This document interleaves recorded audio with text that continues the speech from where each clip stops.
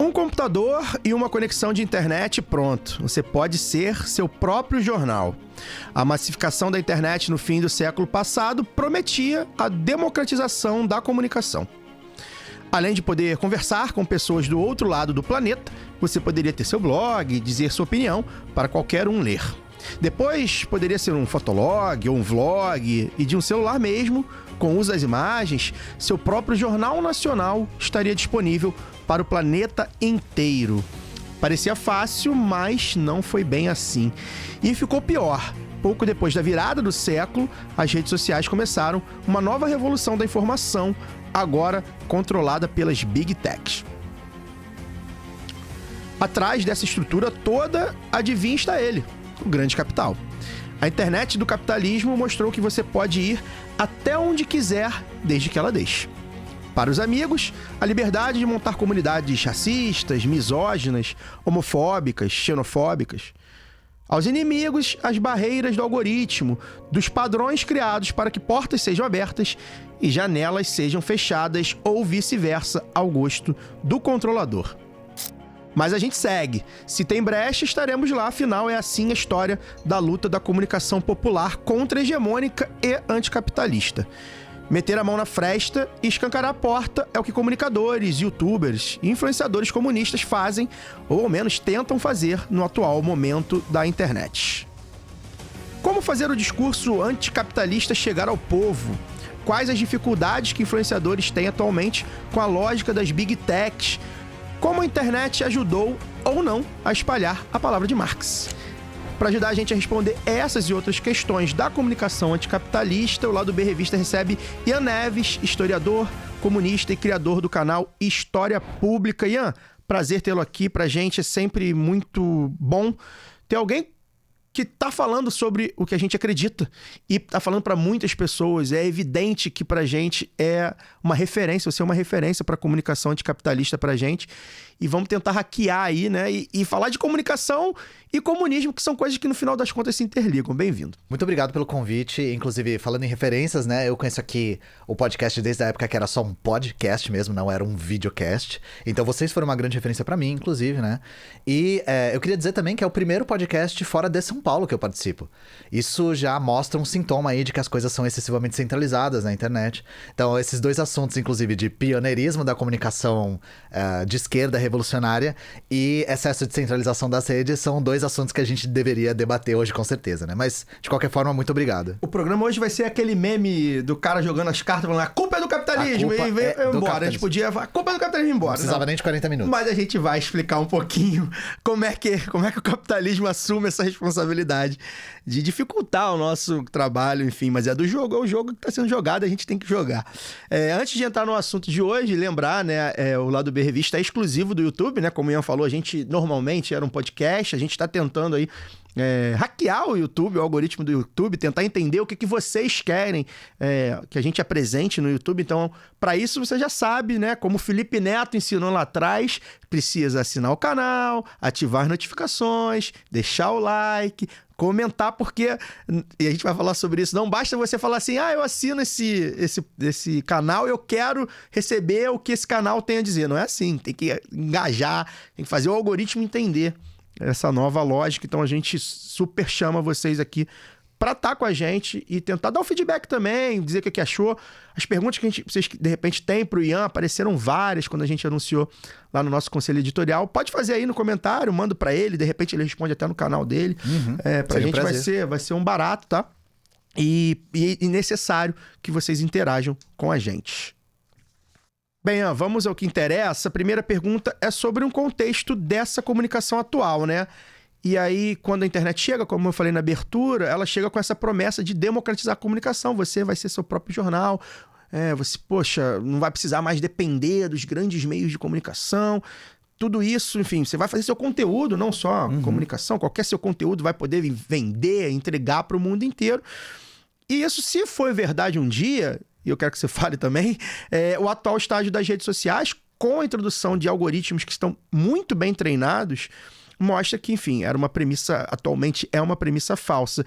E aí, talvez a grande pergunta que eu tenha para você, até como um criador de conteúdo na internet também, um jornalista independente, como é que você, um criador de conteúdo, um comunicador anticapitalista com um alcance grande, ou enfim, contextualmente grande para os padrões, como é que você tem analisado esse cenário atual da internet e como é que você está fazendo para entender, driblar, hackear esse algoritmo e ter mais alcance?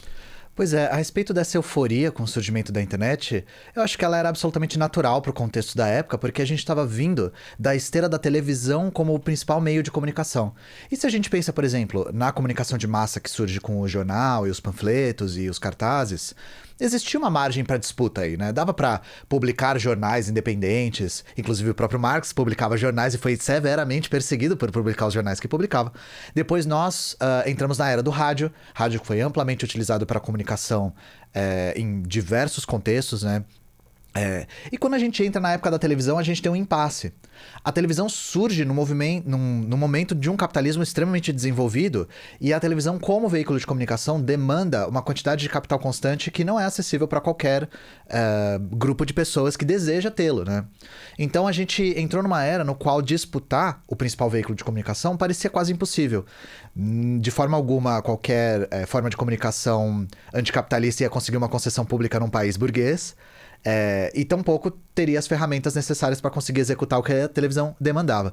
Quando a internet surge, ela surge com essa ideia de descentralização, de comunicação independente.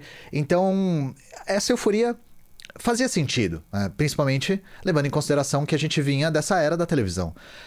Mas a gente não pode achar que as coisas no capitalismo são tábulas rasas. Não são tábulas rasas. Como tudo se torna mercadoria, rapidamente a internet também se torna. E a internet se tornou o principal campo fértil de valorização do capital na economia pós-fordista. Hoje a gente vê isso de maneira categórica, inclusive com situações que nosso cérebro não tinha nem a capacidade de imaginar há 20, 30 anos atrás, né? Imagino que a experiência de ter mais de 30 anos a essa altura é curiosa, porque a gente vê como as pessoas de 20 encaram a internet de maneira diferente da gente, né? Inclusive, hoje em dia, por exemplo, muitas pessoas de 20 anos não têm habilidades com computadores. São pessoas que são alfabetizadas digitalmente em telas de touchscreen ou celulares e tablets, essas coisas assim, né? Isso já mostra uma diferença bastante substancial de como as pessoas operam dentro da internet. E aí, mesmo que a gente não tenha, por exemplo, essa tábula rasa democraticamente disposta para todos disputarem a comunicação em pé de igualdade, não significa que não há margem para essa disputa, né? O meu canal surge num momento que eu perco meu emprego durante a pandemia. Eu sou professor de formação, me formei para ser professor de história. E eu estava consumindo muito lives, principalmente na Twitch e no YouTube. Eu observei que estava tendo um movimento nos Estados Unidos, principalmente, de pessoas fazendo conteúdo ao vivo politicamente à esquerda. Então, caso vocês conheçam esse cenário, foi o momento que o Hassanab estava surgindo. O Hassanab acho que já foi o maior streamer de toda a Twitch. E ele é um comunicador de esquerda que está cada vez mais se radicalizando para a esquerda marxista, inclusive. E como vocês sabem muito bem porque vocês foram pioneiros nesse tipo de formato, tudo que surge nos Estados Unidos como onda não tarda a vingar no Brasil também. Eu acabei observando um pouco isso, tendo visto que isso já tinha acontecido, por exemplo, com a onda dos vlogs, né? A gente falou do Felipe Neto. O Felipe Neto colheu o formato do vlog dos Estados Unidos, sim, conseguiu prever de uma maneira bastante sagaz que isso ia vingar no Brasil e deu tudo certo, né? Eu imaginei que isso fosse acontecer também, e dito e feito, eu peguei a onda antes da crista. Eu entrei na live na Twitch.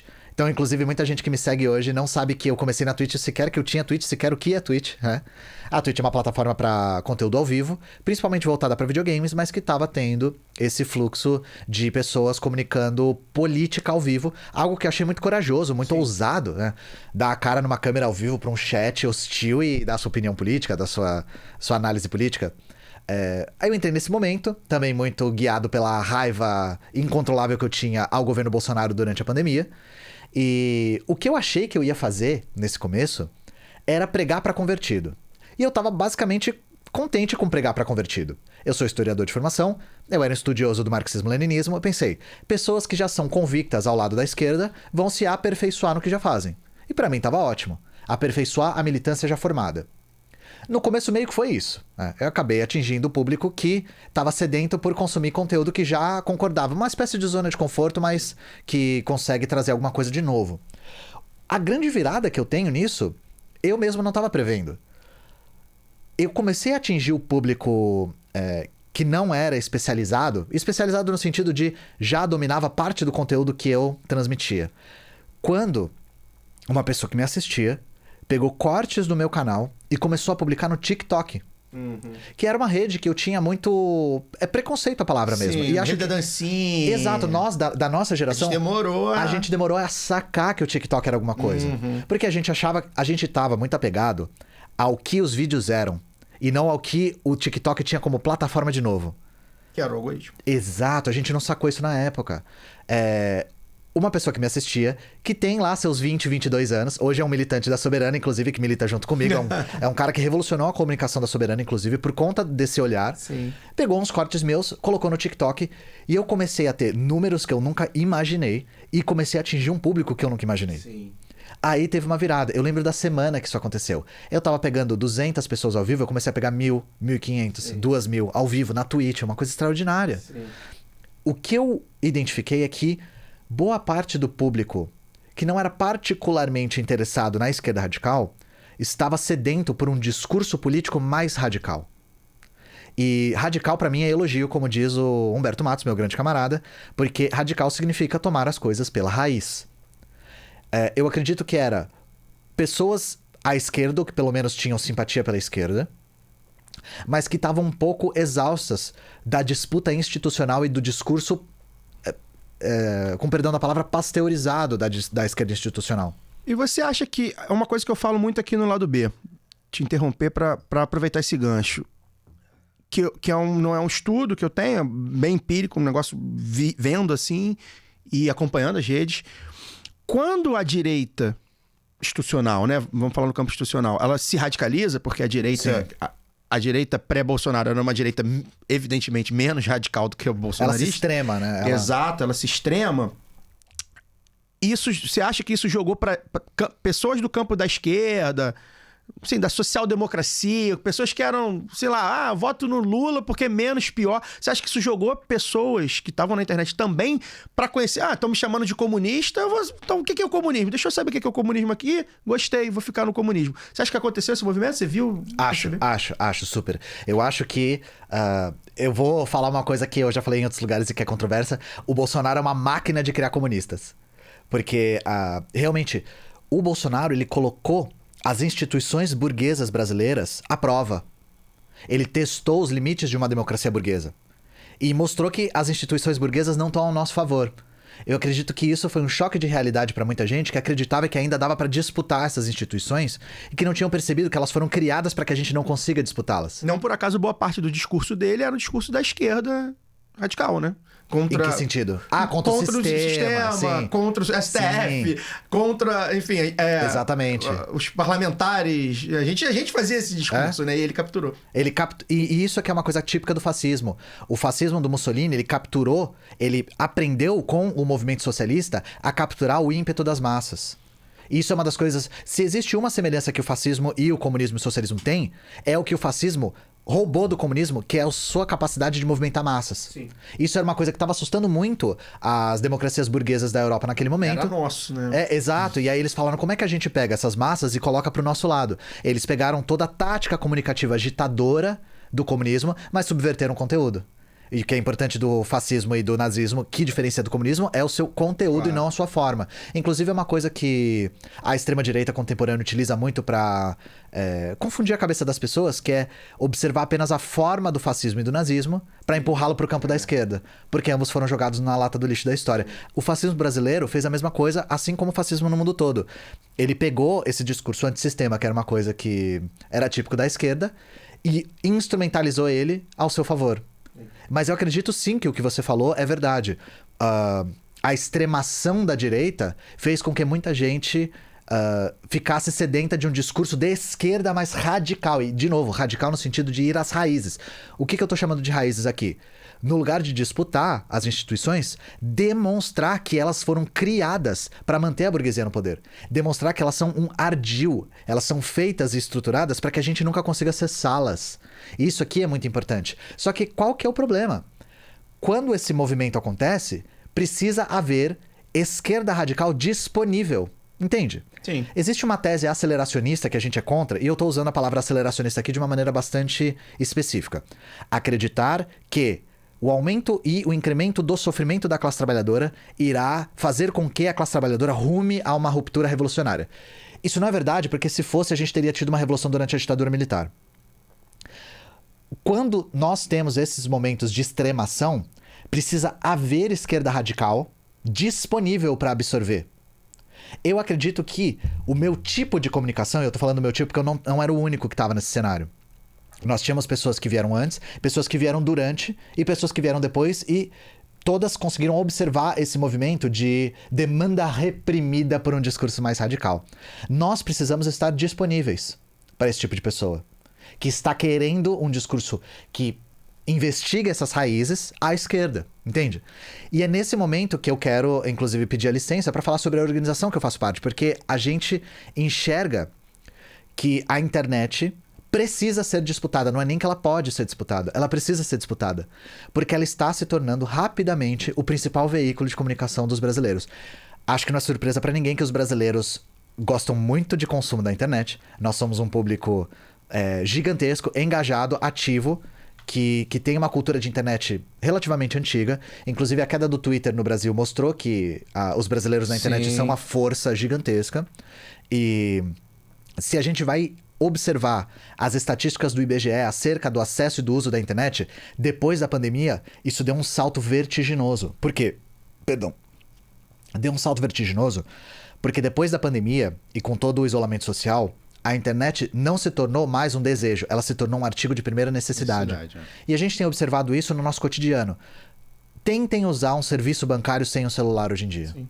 Tentem comprar algumas coisas, usar o sistema Gov. A gente fica refém do sistema Bolsa Gov. Família. Bolsa Família. Hoje em dia era aplicativo. Até eu fiquei surpreso de... quando me falaram, eu não tenho carro, então eu não sabia.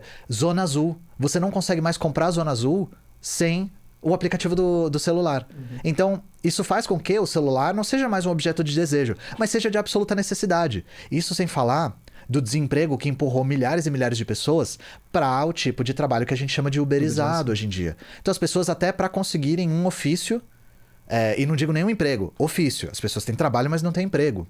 Essa é a era da precarização, segundo um autor que eu admiro muito, que eu cito muito, que é o Ricardo Antunes. Sim. Ele fala que na era da precarização do trabalho, os trabalhadores têm trabalho, mas não têm emprego. Uhum. E eu acho essa definição dele muito descritiva, né? E aí os celulares se tornam artigos de primeira necessidade. Mas, quando o menino que pedala 12 horas por dia para entregar comida tá no celular, ele não vai usar só o celular para trabalhar. Yeah. Ele vai usar também para consumir entretenimento. E esse entretenimento vai vir através das redes sociais. Uhum. E aí é que tá. Você falou a respeito de... Quando a internet surgiu, houve uma euforia a respeito da capacidade de comunicação como tábula rasa. Existe uma linha de esquerda radical, da qual nós discordamos, que acredita que nós devemos criar uma internet soberana agora, paralela. Nós, da Soberana, discordamos um pouco dessa linha. Por quê? A internet, como ela é hoje, ou seja, na sua estrutura burguesa centralizada em Big Techs, ela pode estar obsoleta para nós. Se eu e você conversássemos a respeito de como a internet deveria ser, a gente ia falar, deveria ser soberana, deveria ser nossa, gerida pelos trabalhadores. Deveria. Mas para a maior parte dos trabalhadores, ainda a forma de internet que funciona é a forma das Big Techs. A gente não pode colocar o nosso idealismo na frente da realidade material. Sim. Essa internet não está obsoleta para a maior parte da população. A gente acredita que nesse momento o mais importante é disputar essas redes para atingir essas pessoas dentro delas próprias. Uhum. Então, um livro que a gente utiliza para fundamentar um pouco esse argumento é o livro Colonialismo Digital, que é um livro publicado, se eu não me engano, pelas Ciências Revolucionárias. É um livro que aplica a teoria fanoniana do colonialismo às redes sociais. Inclusive, No meu coletivo nós temos um núcleo de estudos de tecnologia e luta de classes chamado Teclas, Tecnologia e Classes. É daí que a gente tira esse tipo de coisa. Por que eu tô falando do meu coletivo também? Porque a gente enxergou que essa disputa não só era possível como necessária, e que se ela é necessária, a única maneira de fazê-la era com organização. Sim. E aí, essa ideia de você pode ser o seu próprio jornalista na internet, ela é meia verdade. Mas a gente acredita que para disputar com o grande capital, a única maneira é com a maneira que a gente sempre teve, que é a organização da própria classe. O que a gente veio para fazer é tentar disputar a consciência da classe trabalhadora de forma coordenada e organizada, centralizada, liderada. Liderada, digo, internamente. Para qualquer organização marxista-leninista como a nossa, todo tipo de atividade precisa ser planejada e liderada. A gente não pode basear nada no voluntarismo. Eu vou fazer isso quando me der na telha. E a gente tem que tentar profissionalizar o máximo possível dessas atividades. Isso é uma das coisas que a gente acredita. Se a gente quer disputar a internet, a gente não pode fazer isso no nosso tempo livre. A gente precisa criar um ecossistema que profissionalize comunicadores e técnicos para comunicação digital. E vocês que são aqui do lado do B do Rio sabem como isso é difícil. Sim. O nosso grande calcanhar de Aquiles é financiamento e recurso. Coisa que a direita tem a rodo. Né? Vocês que estão aqui há muito tempo, já vai fazer uns 10... Vai beirar os 10 anos. Tem 8 anos já. Vai estar beirando 10 anos. Sabem que se vocês tivessem financiamento, vocês tinham chegado na Lua já. A chance era muito maior. Porque o nosso discurso é o discurso que comunica diretamente com os interesses dos trabalhadores. Claro. Isso não é só uma questão de ideologia, é uma questão de capacidade material mesmo. Né? O que a gente tem tentado fazer é vencer essa barreira. É tentar organizar de forma que a gente consiga financiar esse movimento de forma profissional.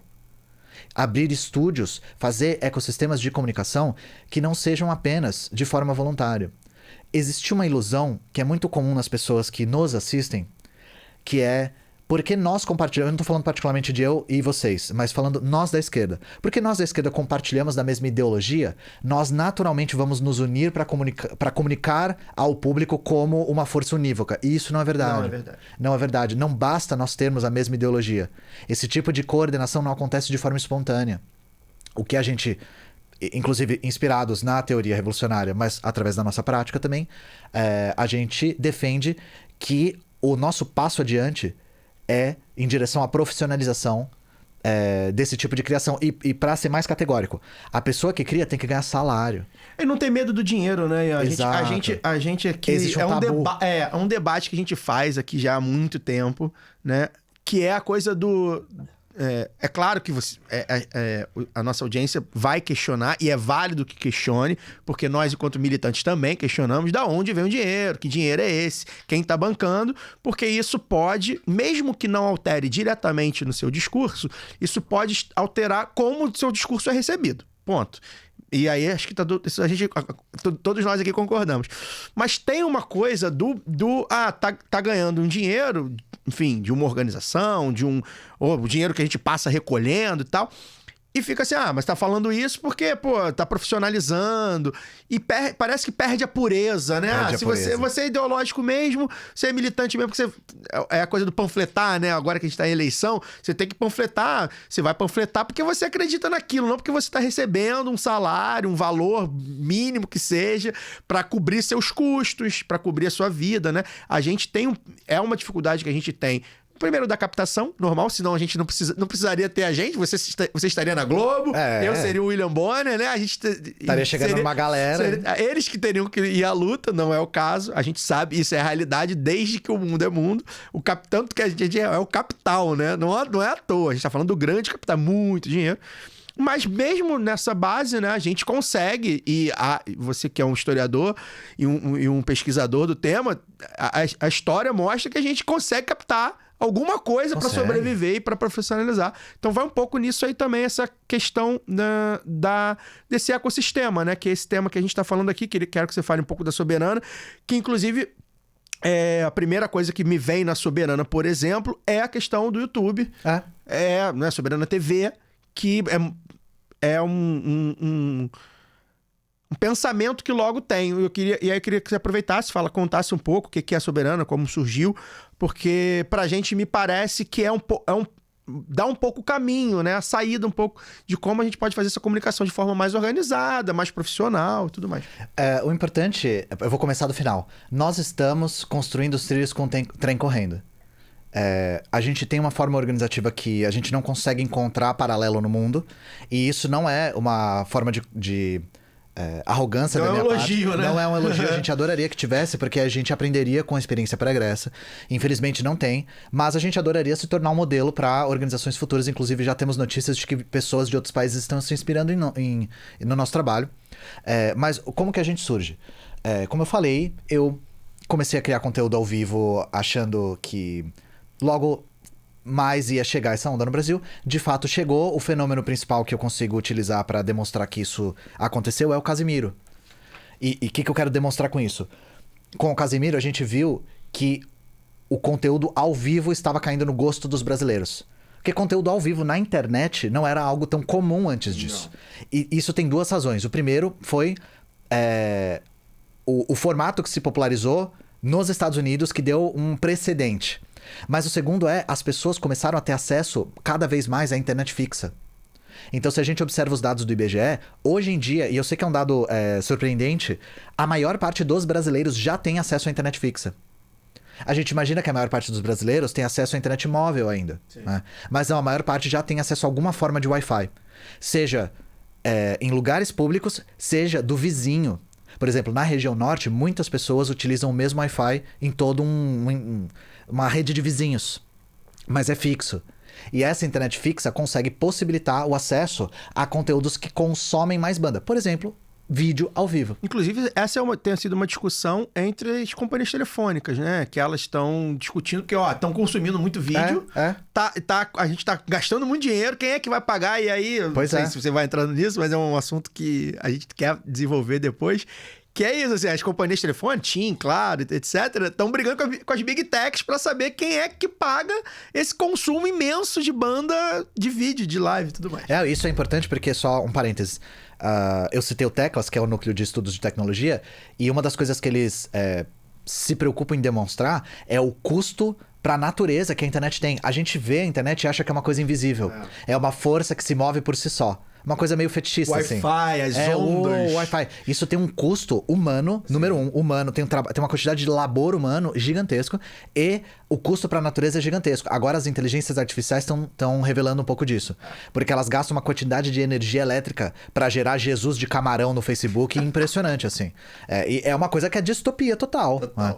Mas a Soberano surge nisso porque outras pessoas que começaram a ver esse movimento entraram em contato conosco, né, com outros grupos que já estavam juntos, e todos nós falamos, somos marxistas-leninistas. O que nosso calvo maravilha Lenin nos ensina, que a organização é a nossa única arma revolucionária. Vamos nos organizar. E aí a gente surge, de fato, como um ecossistema de comunicadores. Para pensar, já havia comunicadores antes da gente. Havia a Sabrina, que era gigante, havia a Laura Sabino, havia o Jones Manuel, havia uma galera boa que pavimentou o caminho pra gente, que a gente se inspirou muito. Mas não era coordenado. Não estava organizado. Não estavam organizados numa mesma organização. A gente começou assim.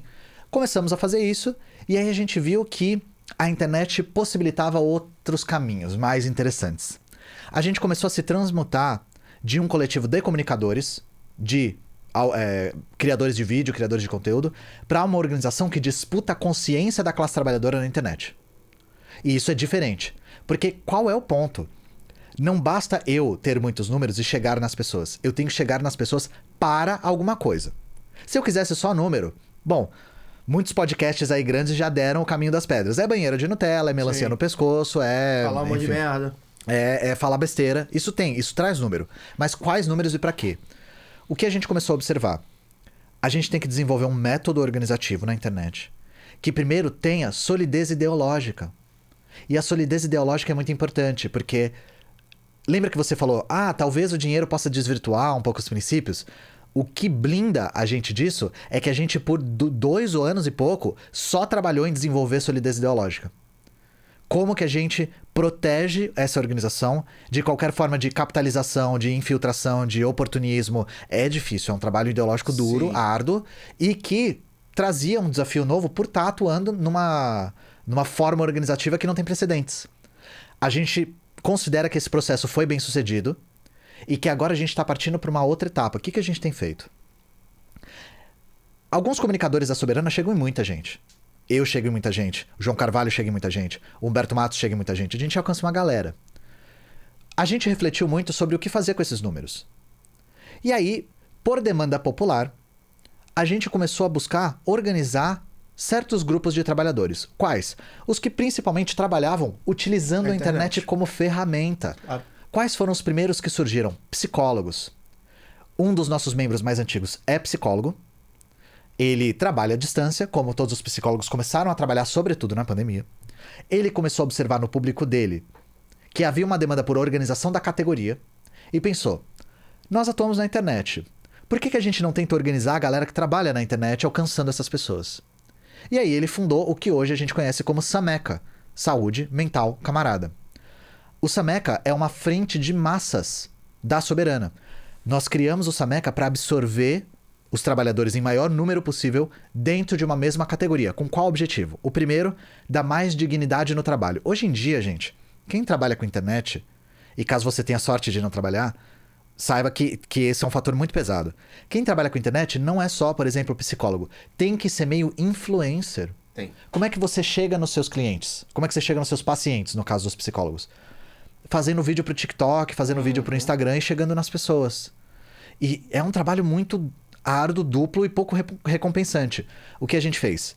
Se a gente organizar dentro de uma mesma cooperativa, por exemplo, essas pessoas não precisam fazer trabalho de influencer, porque o trabalho de influencer fica a cargo da Soberana.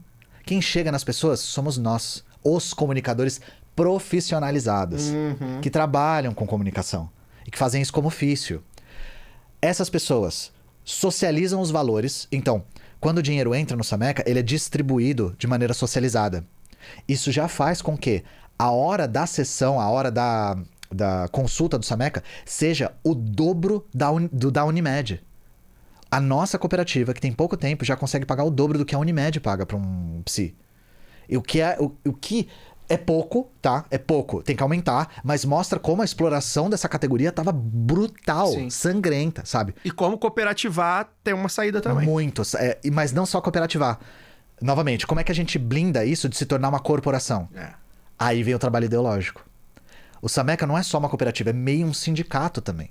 E um sindicato que tem trabalho político e ideológico, de debate vivo e constante, de estrutura de democracia interna, muito, muito vivo, constante e permanentemente imutável, porque precisa mudar de acordo com as demandas das pessoas. A partir disso, a gente começou a fazer esse caminho. Nós disputamos a consciência das pessoas na internet para alcançar, e depois que a gente alcança, a gente tenta organizar essa galera. Porque a gente chega no trabalhador e ele fala, beleza, eu tô revoltado, preciso me organizar. Onde?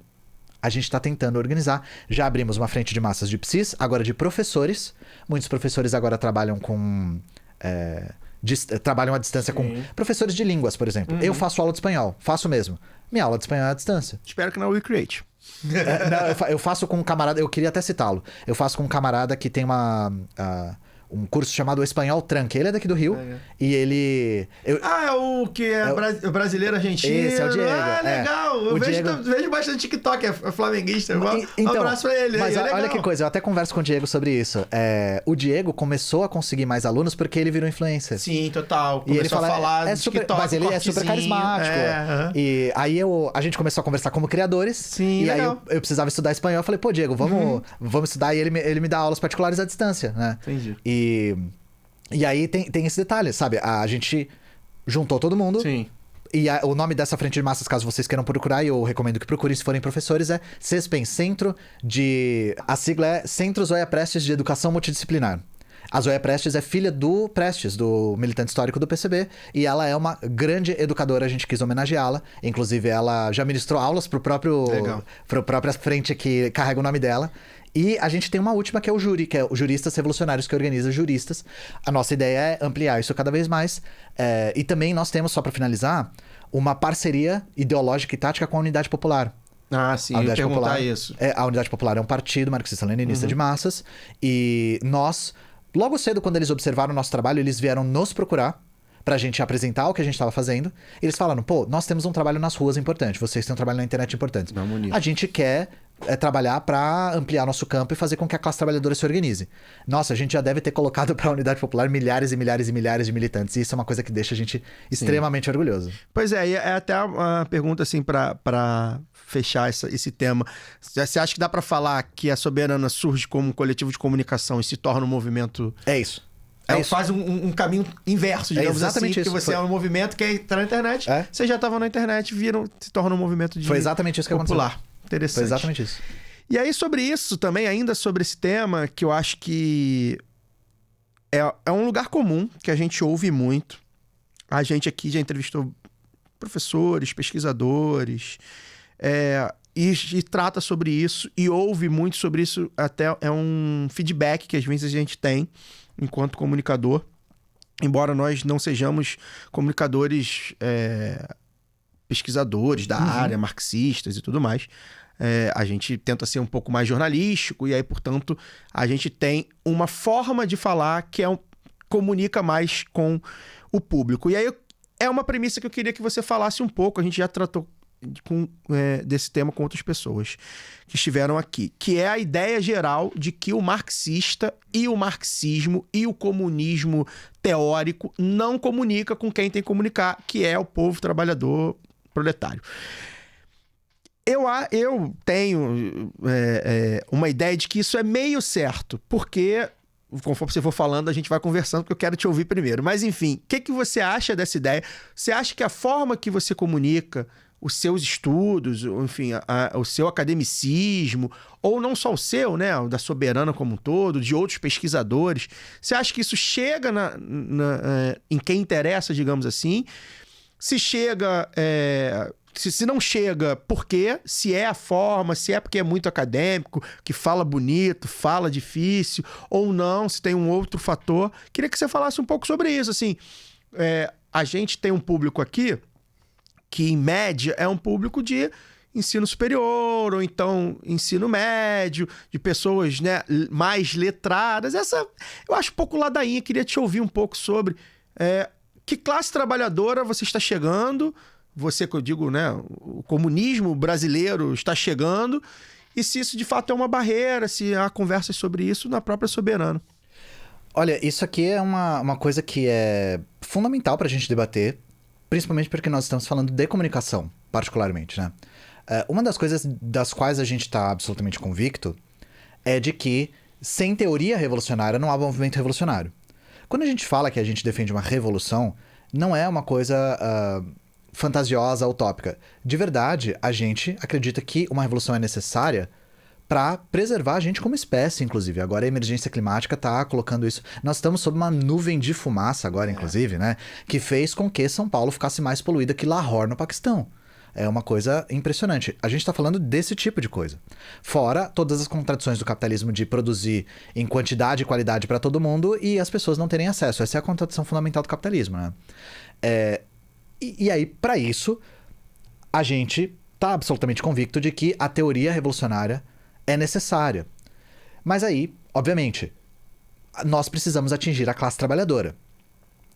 E essa sensação que as pessoas têm de que o marxismo, o comunismo em geral, é algo academicista, ou pelo menos exclusivo dos debates acadêmicos, é meia verdade. Isso se dá principalmente quando o movimento comunista abandona o movimento de massas e recua durante o fim da União Soviética. Quando a União Soviética está se desfazendo e quando ela cai, isso faz com que o movimento comunista, não só no Brasil, mas no mundo todo, entre em defensiva. Essa defensiva também acarretou no encastelamento de comunistas históricos que acabaram debatendo só entre si ou nos âmbitos universitários. O que faz com que o comunismo chegue nas classes trabalhadoras, nas diversas formas de classe trabalhadora, é o trabalho de massas. Então, existe isso. E a gente não pode se perder. Existe isso, que eu quero dizer, do discurso acadêmico que não chega nas pessoas. Isso existe. Isso existe e é um problema debatido. Mas a gente tem que observar como os movimentos comunistas históricos chegaram nas massas, porque chegaram. A gente nunca pode ignorar que nós tivemos revoluções de caráter marxista bem-sucedidas. E que não há nenhuma revolução bem-sucedida que não teve amplo apoio e militância e atividade das massas. Então é possível, esses marxistas chegaram nas pessoas. Como eles chegaram? Com o trabalho vivo entre as classes trabalhadoras. Eu sempre dou o exemplo dos Panteras Negras, porque eu acho que os Panteras Negras têm muito a nos ensinar nós brasileiros. Os Panteras Negras chegavam nas pessoas nos guetos dos Estados Unidos, que são muito racialmente segregados, com trabalhos próximos a eles. Então era café da manhã, era acesso a dentista, acesso a transporte. Esse tipo de coisa faz com que... Eu vou dar um paralelo, que é... Eu sei que pode gerar controvérsias, mas vocês vão entender. É um trabalho análogo às igrejas evangélicas. É claro. E as igrejas evangélicas não conquistam as pessoas por teologia. A comidinha, a conversa...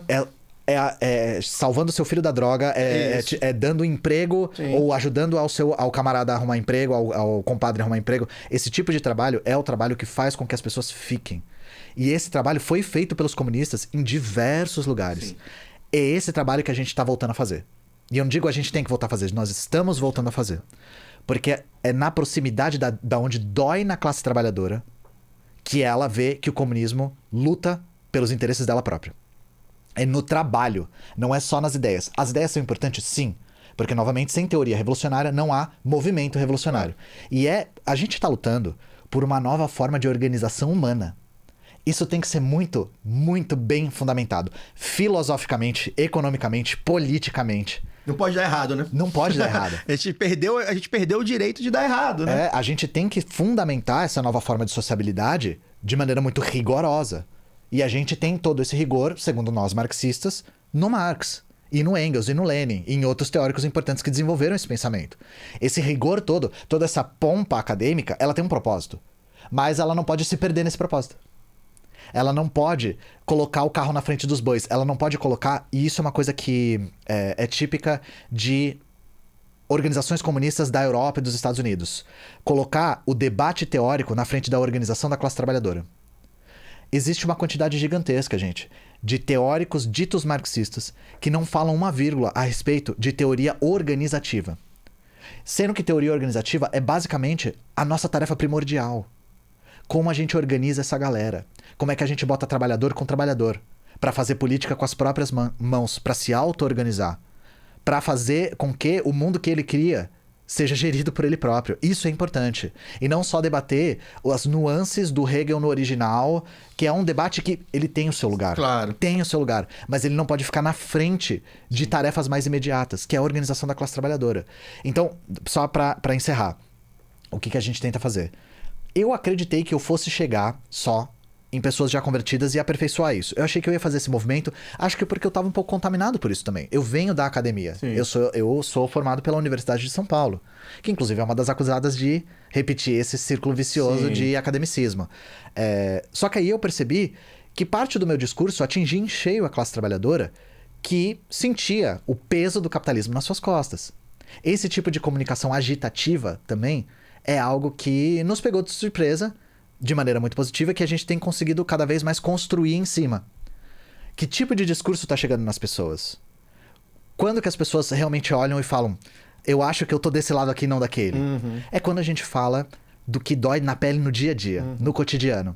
É preço de alimento, é preço de transporte, é dificuldade de morar, é falta de acesso à cidade, é poluição. Coisas que estão aí, né? Mas aí o salto é conectar isso com essa teoria revolucionária que é tão bem desenvolvida e que a gente acha necessária. Essa conexão é o nosso trabalho. É o trabalho de quem comunica esse tipo de coisa. E esse debate que a gente faz aqui agora com o Ian, o lado B faz esse debate há muito tempo, por que eu falei, né, no preâmbulo da pergunta, né?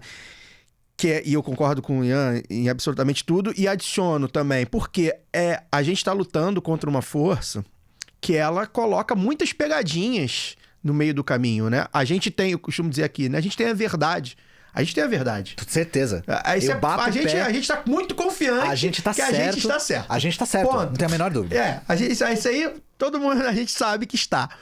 Mas durante esse caminho da verdade, estamos vivendo num momento de pós-verdade, de fake news, né? Ou seja, a verdade também já não vale grandes coisas. Não que nunca... Enfim, isso também é outro assunto. Mas o que eu quero dizer, né? alguns elementos, e aí isso que eu acho que o pessoal da Soberana faz, e a gente está fazendo, o Lado B, entre outros veículos, está tentando deixar isso um pouco mais redondo, que é entender também como eles hackearam, né, para usar a palavra que eu usei no começo, certos termos, né? Então, por exemplo, classe trabalhadora, isso é um debate, é uma provocação, né, como um bom comunista, né? A provocação que eu faço aos amigos comunicadores de esquerda, classe trabalhadora é um conceito que, no geral, tá deturpado. Porque o cara não se vê como trabalhador. Então, como é que você chega na classe trabalhadora se o cara... Não, eu sou trabalhador, sou outra coisa, né? E os caras pegam um empreendedor, que eu lembro muito bem, o bom de ter mais de 30, né? Empreendedor não era o empresário, nunca foi. O empreendedor, inclusive, era separado. Você é empreendedor, você é menor. O empresário é outra coisa. E os caras pegam o empreendedor que já estava ali, né? Ou seja, você podia ser um empreendedor de esquerda, um empreendedor comunista, um empreendedor trabalhista. Você podia ser um empreendedor de várias coisas. Os caras pegam esse termo e fazem você se sentir um empresário, né? Entre outras coisas, assim, eu costumo dizer, né, que assim, o ligar o Lé com o CRE não é fácil. Repito, se fosse fácil, isso aqui era o Jornal Nacional. Eu não conheço nenhum trabalhador, nenhum. Eu já trabalho há 16 anos, não conheci nenhum trabalhador de nenhuma categoria, de nada, que gostasse do patrão. É do trabalhador, é natural, é inerente do trabalho no capitalismo você odiar seu patrão ou, no mínimo, desprezá-lo. Isso a gente tá... Então, assim, tá com a gente. Como é que a gente faz pra ligar? Aí entra, né? O patrão, às vezes, é um patrão que não tá lá. É um patrão que você não conhece. É um acionista que não vai na empresa. Aí tu odeia o teu chefe imediato, que ganha R$1.000 a mais que você. Que é um trabalhador. Então, são várias pegadinhas que a gente faz... Tudo que o velho Barba já tinha falado, né? O cara acertou um monte de coisa, quase praticamente tudo aí. E que a gente tenta adaptar para o mundo de hoje, que não é fácil. A gente tá tateando. E aí os caras são foda, brother. Que aí eles chegam aqui, algoritmo, Big Tech, estamos fazendo debate de inteligência artificial. E daqui a pouco eles mudam tudo. E aí confunde a gente, que nós não somos... né? A gente tá passível de ser confuso, e a classe trabalhadora. Os trabalhadores, mais ainda. Então, eu gosto de fazer esse debate porque, assim, de fato, ele é meio certo. É claro que a gente... algumas formas de falar, alguns debates, algumas formas de organização, e o Ian tá aqui, enfim, falou de maneira muito brilhante sobre... A gente precisa rever, a gente precisa adaptar, é normal. Mas... lembrar das dificuldades, né, gente? Se fosse fácil, meus amigos, a gente não tava aqui. É pra ser difícil, infelizmente. Se não fosse necessário, a gente não tava ainda também. Tem isso. A gente sabe exatamente. Né? A gente podia estar fazendo qualquer outra coisa. Podia estar falando aqui de qualquer outra coisa que não... E até quando a gente vai falar de cinema, a gente quer falar de cinema de maneira crítica. A gente vai falar de esporte, a gente fala de esporte de maneira crítica. É nosso. E eu gostei muito do que você falou, que a gente tá com a verdade, porque isso é uma coisa que gerou uma pseudo-controvérsia quando eu falei na internet. Né? E eu vou repetir aqui, porque eu vou repetir todas as oportunidades que eu tiver. A gente tem duas coisas que a burguesia nunca vai conseguir tirar da gente. A gente tem a maioria e a certeza de que a gente tá do lado certo. É isso. E isso é uma coisa já poderosíssima por si só. A verdade é uma coisa que a direita nunca vai ter nunca vai conseguir tirar da gente. Então, não subestimem o poder de estar do lado certo, tá? Estar do lado certo é a nossa maior virtude. E é o que vai garantir que a gente vai ganhar no final. É isso. E aí a gente tenta chegar nesse final, né? Quanto mais vivos, principalmente... que a gente passou aí por um momento que a gente vai falar agora de conjuntura atual, enfim, que literalmente pessoas morreram porque o governo, um governo de direita, de extrema direita, atuou para matar pessoas na pandemia. Queria que você falasse um pouco, Ian, é evidente que assim, você até pincelou um pouco sobre a conjuntura atual. Queria que você falasse um pouco, porque pra gente é importante, um historiador marxista, a visão de um historiador marxista sobre o atual momento da conjuntura nacional, que é interligado pela conjuntura aí. A gente vê Estados Unidos, né, sempre atuando de maneira... o último programa, inclusive, a gente meteu o pau nos Estados Unidos. Sempre um bom dia. Claro, óbvio. A gente até brincou. A gente não vai falar mal dos Estados Unidos o dia que eles não se meterem nos outros assuntos, que não interessam eles diretamente. Que parece que vai ser um dia... nunca. Um dia de São Nunca, né? Queria que você falasse um pouco, né? Como é que você tem visto aí essa... A extrema-direita ainda tá aí, é bom a gente sempre lembrar, né? Muito aí, porque eu costumo dizer aqui, né, de maneira meio empírica, que para uma onda fascista, 4 anos é muito pouco. Então sabe quando vem uma onda, tu tá esperando, cara, vai vir. Então, enfim, da maneira, vamos atuar para que não, mas enfim. Como é que você vê esse momento da conjuntura atual de extrema-direita? Um governo de conciliação, que a gente aqui sempre falou abertamente, que era um governo de concertação, de conciliação, com todas as contradições que a gente sabe que tem, que tenta ali salvar 1, 2, 3, 10 vidas, né? A gente tá falando disso, né? Quando a gente fala do votinho na urna também. Queria que você falasse um pouco, Estados Unidos, França, Europa, como é que você tem visto isso aí? Eu queria começar o assunto falando que aconteceu uma coincidência comigo esses dias. Eu fui visitar a Autonomia Literária, a editora, e eu encontrei o Hugo Albuquerque lá. E a gente sentou pra tomar um café e ficou... Quantas horas conversando? 7 horas. E aí, justamente, o assunto foi isso. Que eu tava interessado e ele me mostrou um texto que ele ainda não publicou. Provavelmente quando o podcast sair ele já publicou, que é um texto sobre o crescimento da AfD na Alemanha. Isso. E eu achei super interessante o texto dele porque ele demonstra uma série de dinâmicas do fascismo que a gente vê repetidos em outros lugares. Caso vocês não saibam, a AfD é um partido que em português fica Alternativa para a Alemanha. A AfD é um partido neonazista, não tenho o que dizer. Ele só tem 2 alas de neonazismo. Um é um neonazismo bastante contemporâneo, que odeia imigrantes e apoia Israel. Então é um neonazismo assim, à la moderna, que é sionista, que defende a colonização de Gaza, etc. E o outro são as viúvas do nazismo histórico. Então são pessoas profundamente antissemitas. Aí vocês imaginam essa contradição interna dentro do partido, né? Que são pessoas sionistas ao mesmo tempo que antissemitas no mesmo partido. Para quem fala que a esquerda é fratricida, não, né? Eles são a super... extrema-direita também não, isso dentro da AfD é um debate muito vivo, né? Pra mim, os dois podiam se degladiar. Até quem morrer... Enforca um com a tripa do outro, isso, tá ótimo. Mas o que acontece? Nas últimas eleições na Alemanha, a AfD cresceu muito. E já é um partido que estava apresentando um crescimento assustador. O que a gente observa? E isso é o que o Hugo falou, que eu achei que é uma análise super interessante.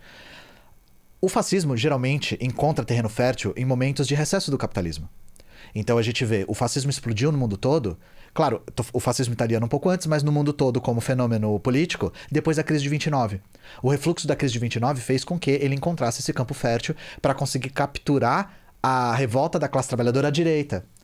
Depois da crise de 2008, que a gente esquece que aconteceu, isso começou a acontecer no mundo todo, o capitalismo entrou em recessão, e esses ânimos da classe trabalhadora precisavam novamente ser capturados pela extrema-direita para evitar que isso se tornasse um movimento revolucionário à esquerda. Nós tivemos um outro momento na Alemanha que havia um partido nazista, chamado NSDAP. Esse partido foi ilegalizado. Bom, então por que a AfD agora não foi legalizada? Porque ela é necessária. O que acontece? A Europa entra em crise e a burguesia começa a demandar a proteção do seu capital. Vocês acham, gente, que a Angela Merkel é uma pessoa progressista? A Angela Merkel é do Partido Democrata Cristão. Caso vocês não saibam, boa parte dos principais quadros da AfD, que é esse partido nazista, eram da Democracia Cristã. E isso é um passado que se apaga muito, tá? A Democracia Cristã não é um partido de esquerda, tampouco a Merkel é. Quando nós temos a guerra na Síria, apoiada pela Alemanha, o genocídio na Síria, apoiado pela Alemanha, que causa um fluxo muito grande de imigrantes para a Europa, um dos países que mais absorve da Europa Ocidental, tá? O país que mais absorveu foi a Turquia e a Jordânia, são os dois que mais absorveram. É a Alemanha.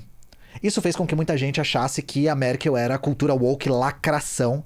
Mas o que a Merkel estava fazendo? Com os salários altos na Alemanha, esse fluxo de imigrantes fez com que a média salarial caísse. A Merkel, na aurora de um debate de um salário mínimo que não existia na Alemanha, abaixou a média salarial, aumentando o exército industrial de reserva. Porque aí, de repente, nós tínhamos pessoas que tinham doutorado na Síria disputando caixa de mercado lá. Isso que segurou a crise na Alemanha. Só que, isso, obviamente, a média salarial cai, a classe trabalhadora começou a se revoltar. Quem que surge para absorver isso? A AfD. A AfD se tornou necessária para conter a revolta da classe trabalhadora no momento de estrangulamento dos salários. Então agora a AfD está fazendo um movimento que é a tampa da panela dessa crise. Absorver toda a revolta da classe trabalhadora gerada por um projeto da própria burguesia de proteger a si própria. Sim.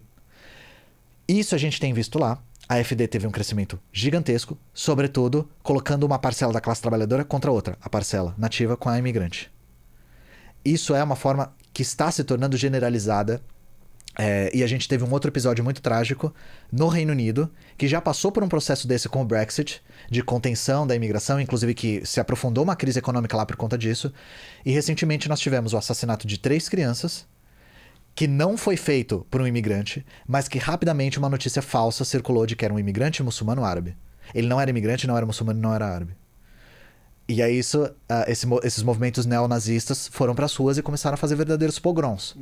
A gente tem visto essa ascensão lá. O que eu quero falar? Por que eu tô falando da Europa, sendo que a gente tá no Brasil? Porque eu tô demonstrando materialmente como o fascismo precisa de um substrato material para surgir como fenômeno de classes e como ele é instrumentalizado pela burguesia quando isso é necessário. Vamos pensar aqui no Brasil. O fascismo no mundo inteiro nunca morreu.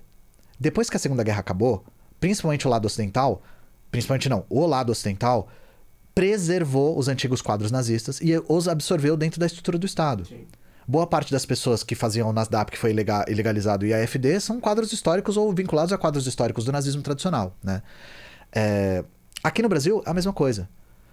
Os movimentos fascistas do Brasil nunca se dissolveram completamente. O que a gente observa? Nós tivemos a ditadura militar, no qual o movimento fascista era absolutamente desnecessário, a gente sabe disso. Inclusive, os quadros históricos do que foi o movimento fascista brasileiro por excelência, que é o integralismo, foram absorvidos. O Plínio Salgado se tornou deputado, inclusive, dentro da ditadura militar, né? Ele foi absorvido pela estrutura da ditadura militar. Depois do fim da ditadura, o que acontece? A esquerda entra em defensiva. Porque coincide com a recessão e o fim da União Soviética e o fim do Bloco do Leste. Nós temos, nesse momento, ainda quadros fascistas. Na década de 90, o quadro fascista por excelência era o Enéas Carneiro. O Enéas era o cara que trouxe a retórica nazifascista para dentro da política brasileira naquele momento. Mas o Enéas nunca conseguiu se transmutar num verdadeiro fenômeno de massas. Ele era nichado, tinha um outro que achava que ele era muito inteligente e tal, ele conseguiu enganar umas pessoas. Mas ele não se transmutou nisso. E, nos anos 2000, a gente teve também o ressurgimento do movimento integralista, que existe até hoje, inclusive, mas muito pequeno. Esses movimentos não se tornaram movimentos de massas. Por quê? Porque eles não eram necessários. Tampouco eram necessários serem legalizados, né? Naquele momento nós estávamos com o neoliberalismo tratorando as políticas brasileiras e a esquerda indefensiva. Não precisava, não havia a ameaça de um novo movimento de massas à esquerda. Coisa que hoje em dia não é mais verdade. Depois da crise que assola o Brasil em 2015, e que aí a gente começa a entrar numa recessão brutal, sobretudo quando isso é contido depois do governo Michel Temer passar uma série de reformas que massacram a qualidade de vida da classe trabalhadora, aí o risco das pessoas voltarem a se organizar para a esquerda começou a se tornar real. É nesse momento que a via fascista se torna necessária de novo. Uma contenção de danos do capitalismo, totalmente, né? Então o capitalismo ele não cria... O capitalismo sim, mas os burgueses não criam o fascismo. Por exemplo, deixam ali... os burgueses não nutriam simpatia pelo Bolsonaro. Para os burgueses, se fosse o Amoedo, tava ótimo. Ótimo. Sabe? Tampouco o Collor. Claro que o Collor era um pouco diferente, mas o Collor não era o favorito da burguesia. Ele só se mostrou uma pessoa capaz de derrotar o Brizola, que era o medo que eles tinham na época, né? Isso tem acontecido agora. Ou o Bolsonaro era um Zé Bunda, era o bunda suja do exército, e era o cara totalmente do porão da ditadura, não era nem do alto escalão, era do porão, assim. E, cara, totalmente abnegado. E quando ele começa a se popularizar? Quando nós temos a Comissão Nacional da Verdade e só tem um punhado de imbecis que tem coragem de defender torturador na frente de todo mundo. Quem foi um desses imbecis? O Bolsonaro. O Bolsonaro começa a se tornar uma figura importante para as Forças Armadas quando ele é imbecil o suficiente para ser um porta-voz dos porões. Isso. E protege todos os sobrenomes bonitinhos de todos os generais que têm as mulheres com pensões gordas. Aí ele se torna essa figura que começa a ser estimulada e fomentada, financiada, né? Não diretamente, mas financiada como uma estrutura.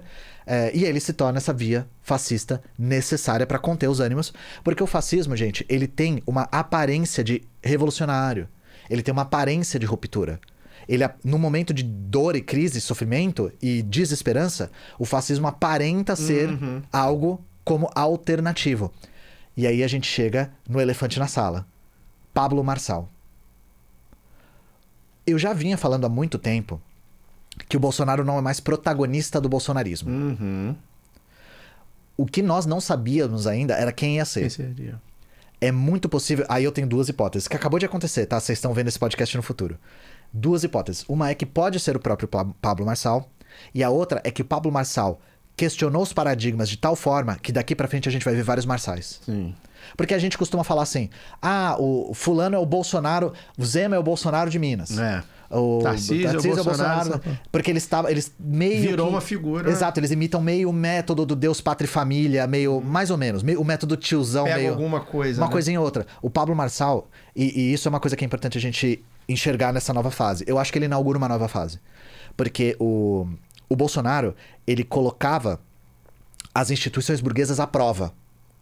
O Pablo Marçal coloca as instituições burguesas em xeque. Como quem diz, no Bolsonaro essas instituições precisam funcionar. Do Pablo Marçal nem se elas funcionarem, elas dão certo. Ele extrema, né? O de destruição. É um discurso de destruição. Por que eu tô dizendo isso? O Bolsonaro, nos debates, era desesperador. Mas ele ainda estava no debate. O Pablo Marçal, ele não tá no debate. Ele vai para um debate. A solução pro debate é não chamar ele. Já tá à margem. Porque agora você tem discutido muito isso. Como entrevistar o cara, como fazer o debate com o cara, como fazer roda viva com o cara. Porque ele já nenhum signo funciona. Ele não segue as regras. E aí é que tá. Como fazer isso? Não faz. Não faz. Era o que deveria ter feito, né? E esse é que tá. Por isso que Inclusive, a lei permite. É bom, já que você tá falando do Pablo Marçal, né? É bom explicar pra quem de repente não pegou, né? Ele não é obrigado, por lei, a ser chamado. Ou seja, a própria lei burguesa, tudo mais, a própria lei. Exato. Tipo assim, Marçal não precisava, porque ele não preenche os requisitos, né? Ou seja, mas aí é que tá. Esse é fantástico você falar isso. O capitalismo precisa dele. O capitalismo precisa dele. E não só ideologicamente. Não. A gente vive na economia da atenção, no qual a nossa atenção é a mercadoria mais valiosa do mundo. O Marçal é uma mina de ouro pros jornais. Porque o que você vai querer clicar? Tabata Amaral faz proposta pra não sei o quê, ou Pablo Marçal mostra o cu ao vivo. Sabe? Caga na mesa. É lógico, as pessoas vão clicar no maluco fazendo palhaçada. Esse cara é chamado não porque precisa, mas porque ele atrai mais olhares, e mais olhares é mais dinheiro. Porque o objetivo da mídia não é te informar, o objetivo da mídia é te vender publicidade. Ganhar dinheiro. Esse é o objetivo primordial da mídia. Então, esse cara, ele é insolúvel dentro do capitalismo porque ele funciona de duas maneiras. Ele funciona ideologicamente e ele funciona financeiramente. E aí é que tá. Eu vou falar pra vocês de novo. Esse debate de nós temos que mudar as regras pra funcionar com o Marçal não dá certo. Ele não tinha que ser chamado. Só que isso nunca vai acontecer. Não. Ele vai continuar sendo chamado. Porque as mídias... A grande mídia chama ele porque ele dá a audiência. Não é particularmente um alinhamento ideológico. Eu falo sobre isso da Jovem Pan também. A Jovem Pan... Eu sei que é difícil de encarar isso. Não tem particularmente um alinhamento ideológico com a extrema-direita. É porque com a extrema-direita a Jovem Pan se alçou de marginal para um dos principais veículos de comunicação do país. Sim. Eu sempre digo que se comunismo desse dinheiro, tinha um quadro do Stalin na parede dos caras lá. Esse tipo de coisa cai como uma luva para a estrutura capitalista da comunicação digital, principalmente. E isso agora, por que eu tô dizendo que vai inaugurar um novo paradigma?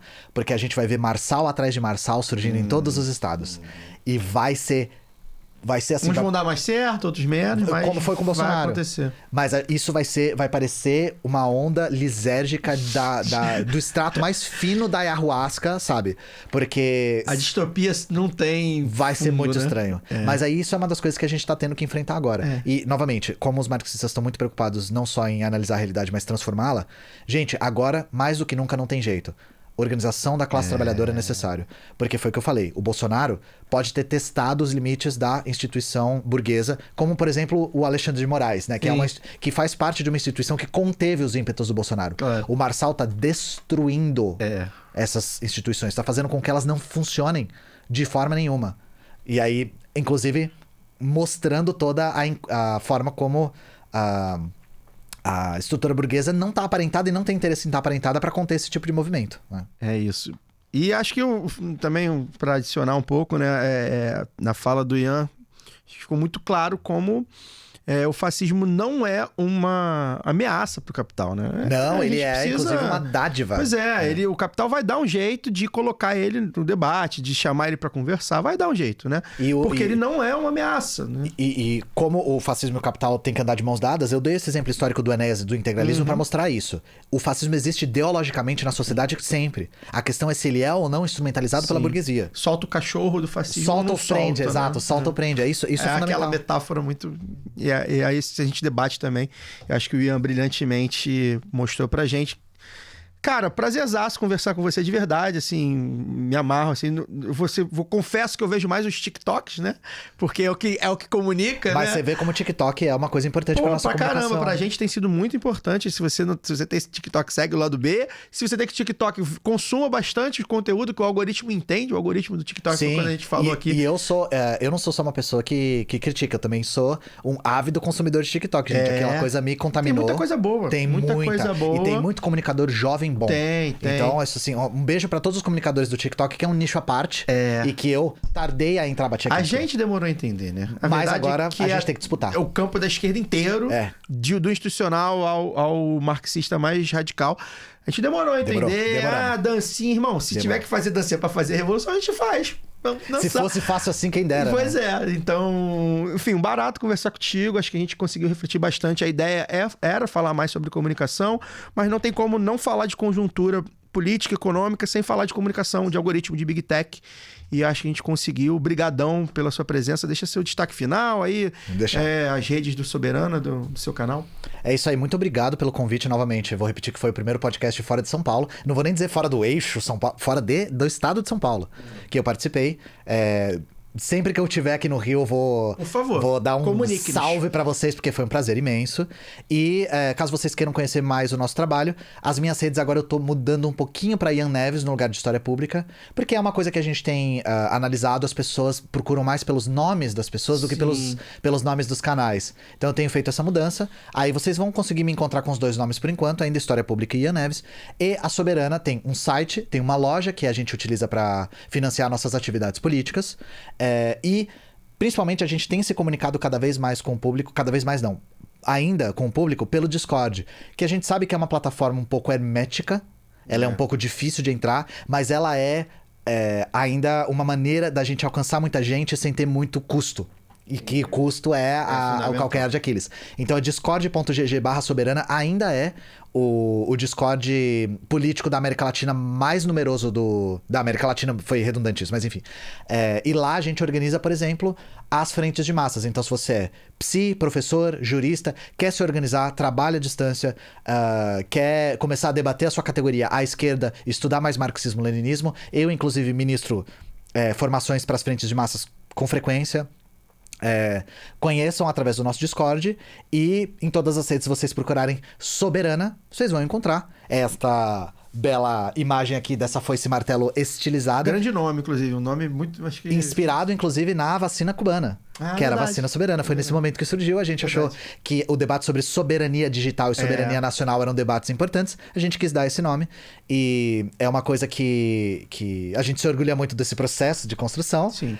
Mas sigam nas redes, vocês vão encontrar. E agora, só para finalizar, nós estamos também nas campanhas municipais. Estamos participando das campanhas municipais e fazendo com que as plataformas dos comunistas nas campanhas sejam ouvidas. Então, já vocês vão ver uma série de entrevistas e debates com os candidatos e candidatas nas nossas redes. É isso aí. Muito obrigado de novo. Obrigado, Ian. O 6º episódio do Lado B Revista fica por aqui. Lembrar você, né? O Lado B Revista exclusivamente no YouTube. Uma parceria do Lado B com o escritório Normando Rodrigues. 2 vezes por mês, um episódio inédito. Enfim, falando sobre economia, política, comunicação. Com convidados, convidadas do Rio de Janeiro, do Brasil, do mundo inteiro. A ideia é que a gente amplie o nosso canal aqui no YouTube, então a gente convida você, se você não for inscrito, a se inscrever, deixar o like, deixar o comentário, o que achou, se tiver alguma perguntinha a gente manda lá pro Ian responder nas redes dele. Acho que vai ser um barato fazer essa troca. A gente aguarda o seu feedback também, dizer o que você achou do programa, quem você quer ver, quem você quer ouvir aí no lado B. Pra gente é importante essa troca, ouvi-los também. A gente fica por aqui, até a próxima. Tchau, tchau.